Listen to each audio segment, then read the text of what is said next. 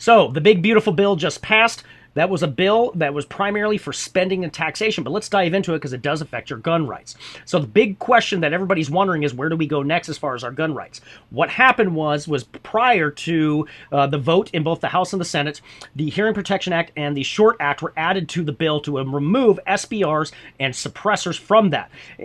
As the NFA works prior to that, if I wanted a suppressor or an SBR with a proper stock on the back, now this is an AR pistol with a piece of rubber on the butt end of it, making it an AR pistol, I would have to give a $200 tax stamp to the ATF, get fingerprinted, provide a passport photo, and be registered as having purchased that tax stamp.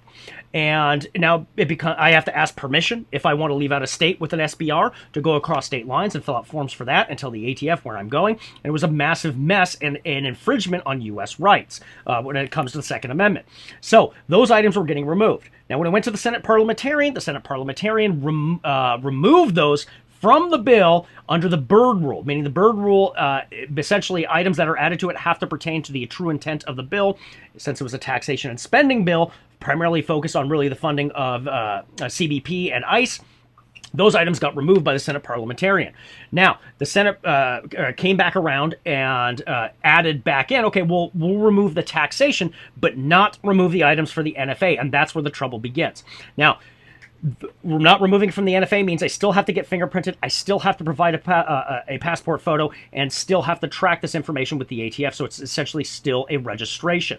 Now, under the U.S. Solzhenitsyn versus the U.S. in 1937, the Supreme Court ruled that this was legal to have these items taxed under the NFA because this was congressional taxation power. And because that it is no longer being taxed in the NFA, this is where everything's up in the air. We now just had push forward from Palmetto State Arms, GOA, B&T, Silencer Co. or Silencer Shop, it might even be both of them, have now banded together to file a massive lawsuit against the U.S. Congress to essentially say, hey, the NFA no longer taxes these items, therefore the NFA holds no purpose anymore, and these items should not be registered, which I wholeheartedly agree with. But the trick is how does this actually get going through the court process? Because this is something that needs to be brought to the U.S. Supreme Court, and that's where the trouble lies with how split the court has been lately. It could be something that never even gets up that far because no one is willing to actually push it to that point, and the U.S. Supreme Court may even then have people side with each other on that along party lines, or even breaking party lines, saying, hey, we're not going to hear this docket. We're not going to actually hear the arguments for this case. That's where we're kind of at right now with the big, beautiful bill, with your gun rights and the NFA. So anyways, it's Mike with ADS. Remember, stay prepared, not scared. God bless.